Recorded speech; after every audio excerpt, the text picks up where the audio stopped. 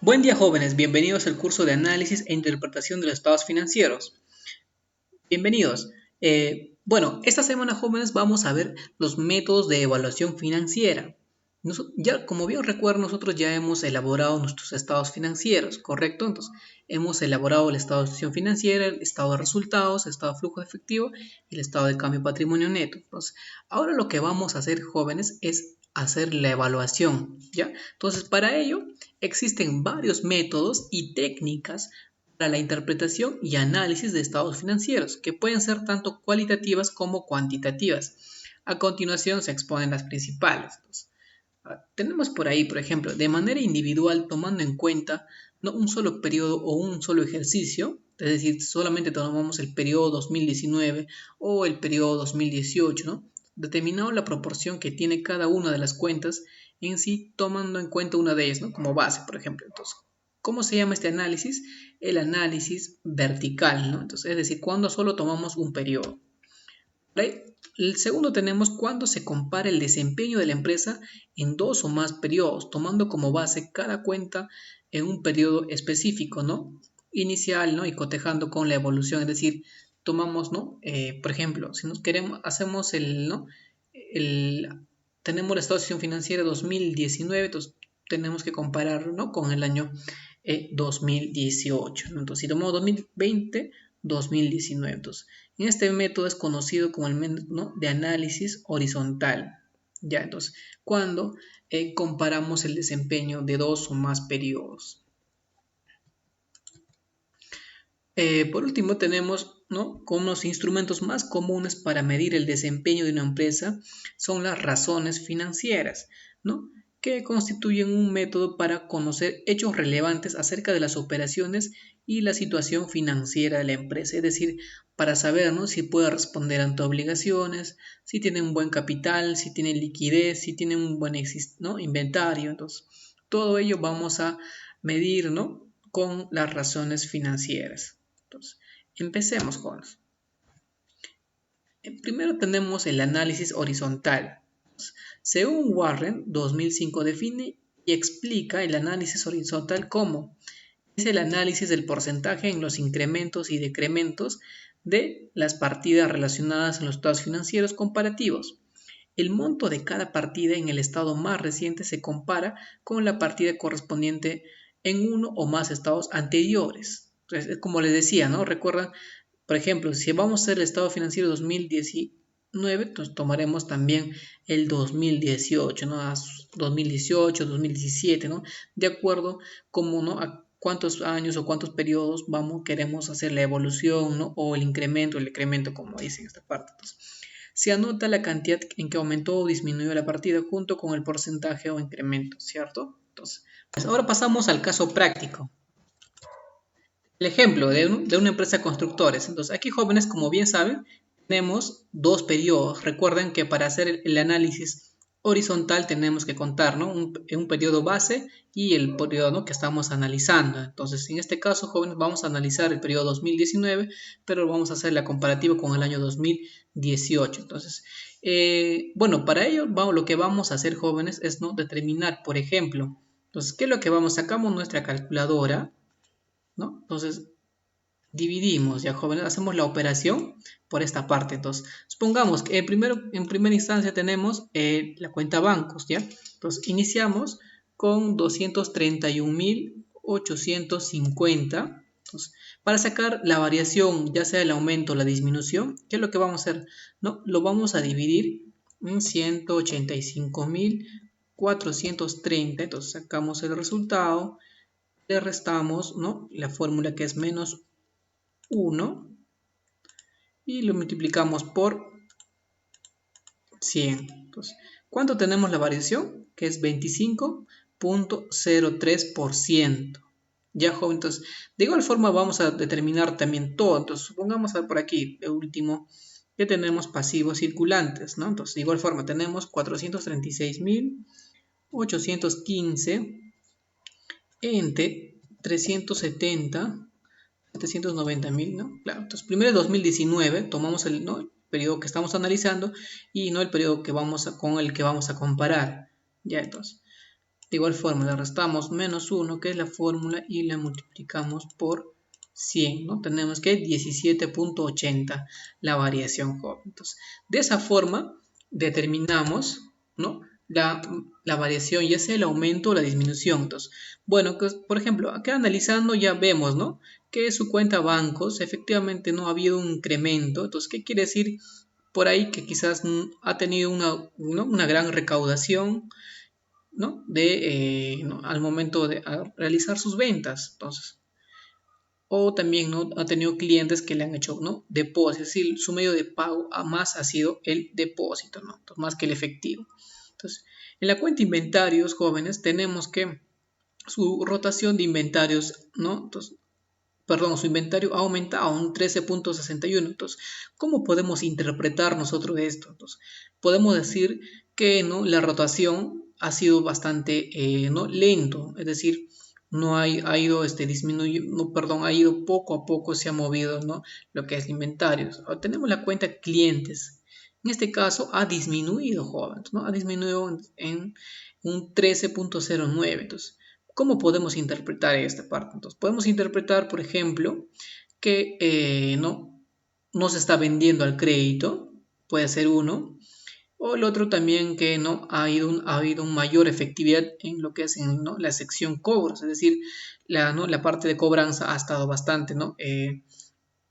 Capacitando, ¿no? Una mayor presión a sus clientes. Entonces, de esa forma nosotros vamos interpretando entonces, los pasivos circulantes, ¿no? Por ejemplo, entonces, pasivos circulantes, recuerden que teníamos, ¿no? Obligaciones, tributos, remuneraciones y cuentas por pagar comercial. Todos aquellos que no son deudas menores, que están en constante rotación, menor a un año, ¿no? Entonces, por ahí, por ejemplo, en esa parte, en ese caso, recuerdo, bueno, el aumento es en 17.80. ¿Qué quiere decir? Que por ahí quizás tenga más cuentas, ¿no? A proveedores, ha incrementado, ¿no? Sus obligaciones, o también se ha incrementado sus ventas, también sus obligaciones tributarias, ¿no? Entonces, por ahí es el incremento, jóvenes.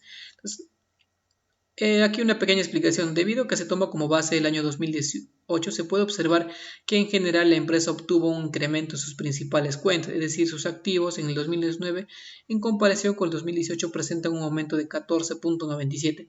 Aquí ya estamos hablando ya en manera global, ¿no? Tanto en bancos, inventarios y clientes, ¿no? Entonces, vemos que en pasivos en un 17.80 y en capital un 11.25. Entonces, ¿no? De esa forma, jóvenes, analizamos, ¿no? Es el análisis horizontal. Ya, entonces, ahora pasamos al análisis vertical. El análisis vertical, ¿qué nos dice? Se apoya en la definición de REV del 2005. El análisis, ¿no? de porcentajes también se puede utilizar para mostrar la relación de cada uno de los componentes en el total dentro de un solo estado. Entonces, en este caso, por lo general, en estado de resultados, jóvenes. Entonces, de igual forma, tenemos, ¿no? un periodo. Aquí simplemente no vamos a comparar con ningún otro periodo. Entonces, lo que vamos a analizar es, ¿no? Por ejemplo, ¿de dónde vamos a partir, jóvenes? Vamos a partir de las ventas netas. En este caso, ¿no? Vamos a tomar como base las ventas, es decir, la partida representa el 100%, es decir, el ingresos representa el 100%. Por ejemplo, ¿no? Entonces nos dice, las ventas en el 2019 fueron por un total de 1.250.000, ¿no?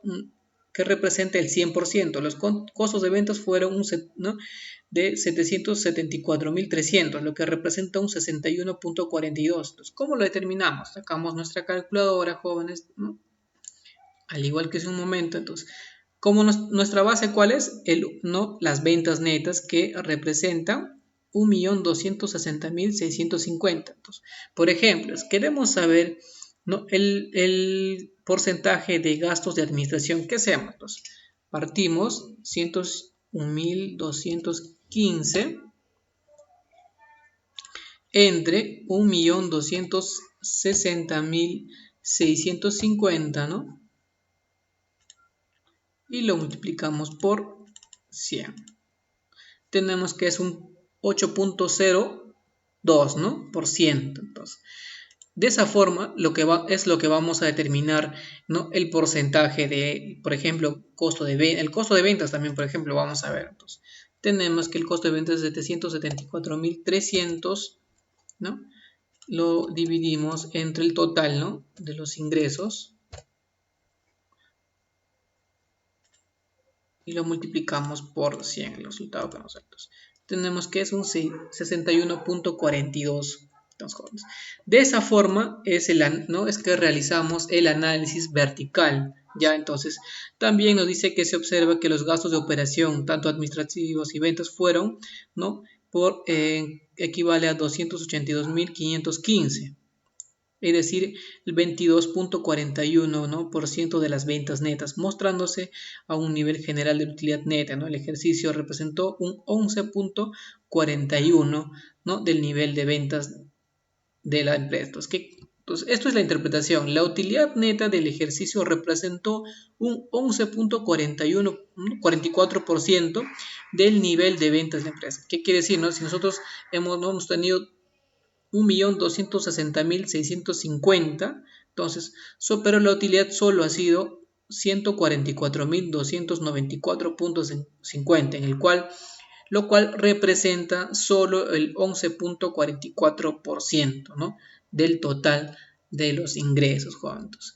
De esta forma también estaríamos analizando, ¿no?, e interpretando también, ¿no?, el análisis vertical, jóvenes, ¿ya? Entonces, en el cual solo se toma un periodo.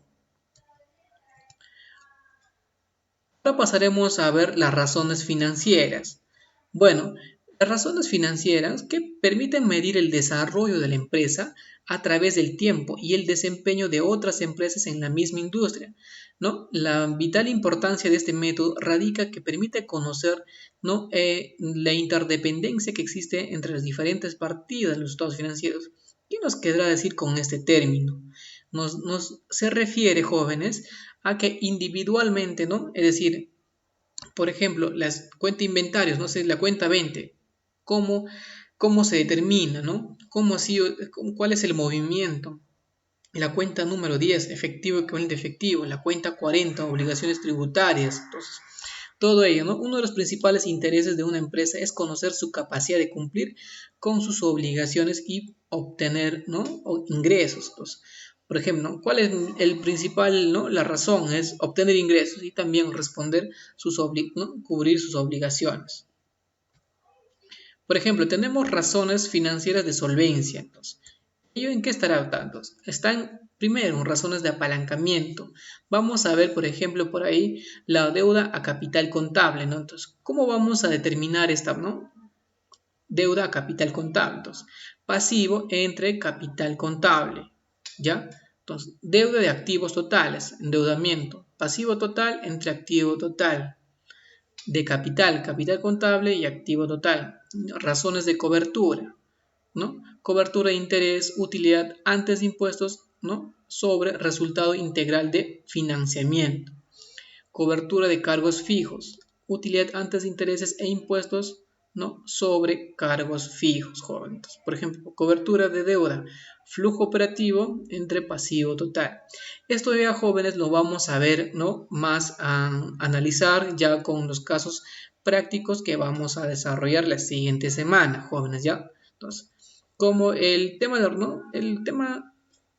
los análisis horizontal y vertical es bastante sencillo, no es complicado, pero sí, ¿no?, en el tema ya de razones financieras vamos a tener un poquito más de complejidad, ya que nos va a permitir, ¿no?, por decirlo, en este caso, con razones de apalancamiento, razones de cobertura, razones financieras de liquidez. En este caso, ¿cómo se va a medir, no?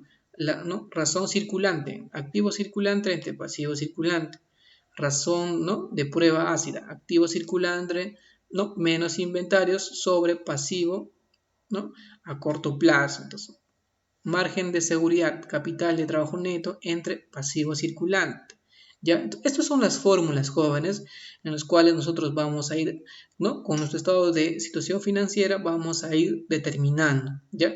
No, el estado de situación financiera y el estado de resultados, con ambos resultados, jóvenes. Las razones financieras de eficiencia, ¿no?, operativa. Entonces, en este caso, razones de actividad operativa a corto plazo. Vamos a tener rotación de inventarios, lo que les comentaba. Entonces, ¿cómo vamos a determinar la rotación de inventarios, por ejemplo? es costo de ventas sobre inventario promedio. Ya, eso, con ello vamos a determinar antigüedad de promedio de inventarios, inventario promedio, ¿no? Por 360 entre costo de ventas. Rotación de cuentas por cobrar, ¿no? Entonces, ventas netas a crédito sobre saldo, ¿no? Promedio de cuentas por cobrar. Entonces, antigüedad de cuentas por cobrar igual por 360 sobre rotación de cuentas por cobrar. De esa forma, rotación de capital de trabajo, ventas netas entre capital neto de trabajo. ¿Ya? Entonces, quizás esta parte cuando ustedes lo van viendo, ya les voy mencionando estas fórmulas para que se vayan familiarizando. Ya al momento que desarrollemos los casos prácticos, ustedes, ¿no? tengan ya, ¿no? la fórmula y determinamos nada más, ¿no? Es decir, por ejemplo, ¿no? de tal estado financiero necesitamos la rotación de inventarios, ya, o sea, rotación de capital de trabajo. Entonces, simplemente vamos a reemplazar, ¿no? los montos a la fórmula que ya tenemos. Razones de rentabilidad. Pues, ¿cuáles son? Hay dos razones en esto: razón de retorno sobre ingresos y razón de retorno sobre inversión. ¿Cómo determinamos? Razón de retorno sobre ingresos, margen de utilidad bruta, ¿no? sobre ventas netas, margen de utilidad operativa. Estos jóvenes, ¿de dónde sacamos? Del estado de resultado, ¿cierto? Ahí tenemos la utilidad bruta, ¿no? la utilidad operacional, ¿no? Entonces todo en base, ¿no? a los costos de ventas, ventas netas. Por ejemplo, utilidad por acción, utilidad neta, ¿no? sobre acciones en circulación, gastos a ventas, gastos generales, ¿no? sobre ventas netas, contribución marginal, ventas netas menos costos variables sobre ventas netas. Ahora, retorno, ¿no? razón de retorno sobre la inversión, igual, tenemos, ¿no? ¿cuál va a ser? Retorno de activos, ¿no? es igual a utilidades netas sobre activos totales. De igual tenemos por aquí retorno de capital, utilidad va a ser igual a utilidad neta, ¿no? sobre capital contribuido, es decir, el capital social. ¿Ya? Entonces, de esa forma, jóvenes, estas son las fórmulas que ya, ¿no? les estoy proporcionando a ustedes para que al momento de desarrollemos los casos prácticos, ustedes ya tengan conocimiento, ¿no? y podemos reemplazarlos. Claro, no les digo que se memoricen todo porque ¿no? es una gran cantidad, pero ya por lo menos sepamos diferenciar, ¿no? las razones financieras de eficiencia operativa, razones de rentabilidad, ¿no? y las razones de solvencia también, que ya le hemos visto. Bueno, jóvenes, la siguiente semana vamos a desarrollar más casos prácticos. Por esta semana hemos visto, ¿no? dos casos prácticos de dato de análisis horizontal y vertical, y con lo que respecta a las razones financieras lo estaremos desarrollando la siguiente semana, jóvenes. Muchas gracias por su atención.